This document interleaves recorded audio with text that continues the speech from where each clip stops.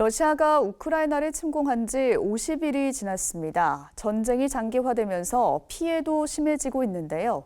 기독교 정신에 바탕을 둔 NGO들은 우크라이나 난민을 향한 전방위적인 지원 활동을 펼치고 있습니다. 오유셉 기자입니다. 우크라이나 전쟁이 50일 넘게 지속되며 민간인 학살과 전쟁 성범죄 등 참혹한 전쟁의 참상이 드러나고 있습니다. 유엔 인권 최고 대표 사무소에 따르면 지난 12일 기준 민간인 사상자 4,450명이 발생했으며 이 중 153명의 아동이 목숨을 잃은 것으로 나타났습니다. 또 전쟁이 장기화되면서 전쟁을 피해 삶의 터전을 떠난 난민 수는 430만 명에 달하는 것으로 추산됩니다. 이런 가운데 국내 NGO들은 전쟁 난민과 우크라이나 현지 시민들을 돕기 위해 전방위적인 구호 활동에 나서고 있습니다. 굿네이버스는 현재 우크라이나와 루마니아 접경 지역에서 긴급 구호 활동을 펼치고 있습니다. 정기적으로 우크라이나 내부로 식량과 구호 물품을 전달하고 버스를 통해 난민들의 안전한 이동을 지원하고 있습니다. 또 아동 친화 공간을 조성해 난민 아동들의 트라우마 극복을 돕고 있습니다. 최근엔 구호 현장을 기록하는 온라인 페이지를 오픈했습니다.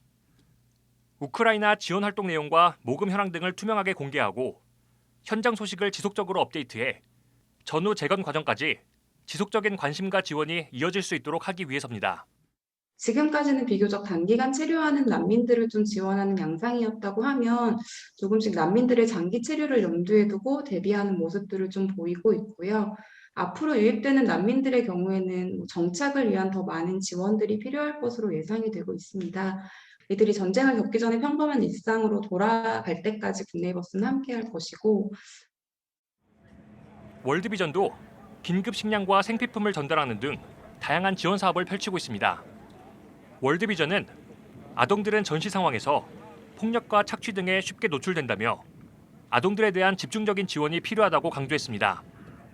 월드비전은 국경 지역에서 아동들이 안전하게 머무르며 전문가들과 함께 놀이를 통해 심리적 안정을 찾아가도록 돕는 아동 친화 공간도 운영하고 있습니다. 월드비전은 특히 전쟁이 장기화되면서 난민 아동들의 교육 부재와 정서적 건강이 우려된다며 난민 수용 국가와의 협력을 통해 아동들이 학교 교육과 의료 서비스 등을 제공받을 수 있도록 노력하고 있다고 밝혔습니다. 아동들은 지금 학기 중인데 학교를 전혀 못 가고 있고 이제 의료 서비스 같은 거에도 접근하는데 좀 어려움이 있고 해서 월드비전에서 교육과 의료 서비스를 이용할 수 있도록 정부 당국과 협력해서 논의를 하고 있는 상황입니다. 기아대책과 미랄복지재단도 우크라이나 난민 지원 캠페인을 펼치며 지원 활동을 진행하고 있습니다. 앞서 국경지대에 긴급 구호팀을 파견한 기아대책은 최우선 대응 등급 재난을 선포하고 기존 우크라이나 사업 지역을 중심으로 긴급 구호키트 배분 등 구호 활동을 펼치고 있습니다. 미랄복지재단은 우크라이나 서부에 위치한 재단 사업장을 통해 난민들에게 매일 영양식과 긴급 휴대용 간편식 등을 제공한다고 밝혔습니다. NGO들은 전쟁으로 일상을 송두리째 빼앗긴 이들을 향해 도움의 손길을 내밀어야 할 때라며 전쟁 이후 재건 과정까지 지속적인 관심과 지원을 요청했습니다. CBS 뉴스 오요셉입니다.